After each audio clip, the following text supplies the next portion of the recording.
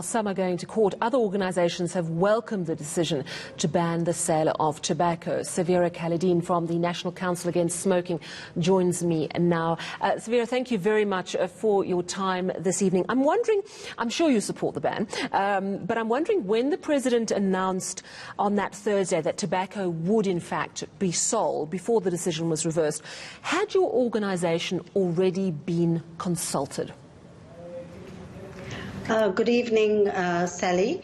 No, we have not been consulted during the lockdown because this temporary ban on tobacco sales falls under the Disaster Management Act and, under the lockdown regulations. And as you would know, the many products are not being sold. Even now, under Lockdown 4, we are nowhere near back to what used to be normal before, before the COVID-19 hit our shores. So, throughout the period of the lockdown, we have been sharing with South Africans the information that has been brought, that we have found about the link between tobacco use and COVID-19, the acceleration of disease in smokers compared to with non-smokers.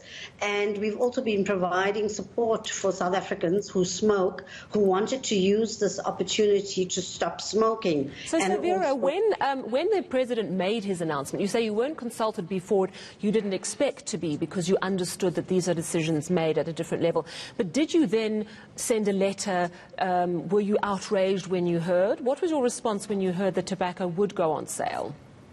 Actually, we didn't send a letter to the President or the Command Council when we found out that tobacco would be the ban on tobacco sales were going to be lifted as announced by the President, because we took that in the context of us all living under Disaster Management Act, that these are extraordinary times where we're dealing as a nation with the COVID-19 pandemic, and that these decisions are being made, to move the country from one level to another, and eventually tobacco products themselves, like many other tobacco products, many other products will be sold again. Many other businesses will open again, and we took it in that way. But we continued with our messaging about tobacco being harmful to health and accelerating disease in patients who do contract COVID-19. So, Savera, let's move on to that. We have seen some research, and of course there's so much research coming at us, we don't quite know what to believe and understand. We know smoking is bad for us, and there are suggestions that people who, could be more at risk if they are smokers, but we've also seen some research coming out of France that suggests people might actually be protected if they're smokers. So how do you explain to an ordinary person such as myself the risks of smoking and COVID-19? We know generally smoking is bad for us, but what are the specific risks around COVID-19 and smoking? So just to make the point that it's always important to look at peer-reviewed journals or information that comes from authoritative, research institutes. That is one way that we know for sure we can trust the information, and to make sure that, the tobacco industry is not involved, as might be in the case of some of the articles you're referring to.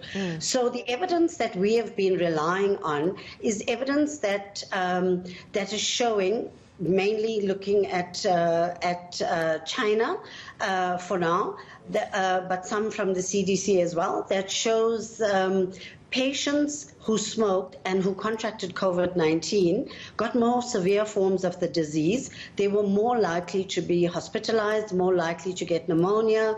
Their pneumonia was more likely to, become a more severe form of pneumonia, and they were likely to end up in ICU or to need ventilation. So that relationship, from the evidence that we've got, there's also been systematic reviews of the studies that have been done.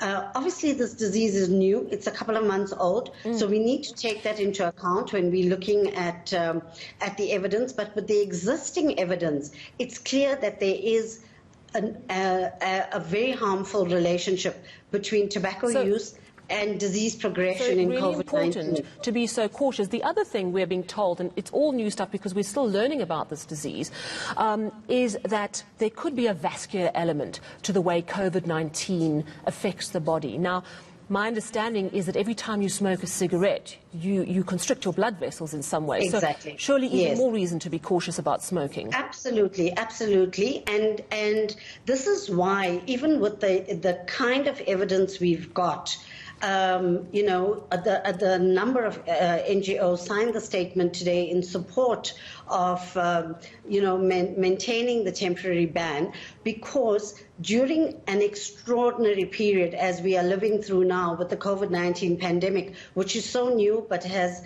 shown so many serious outcomes globally as well as, in South Africa, it's incumbent on the government. It's their duty to take steps to protect the right to health of the population, the right to health services, and the right to life.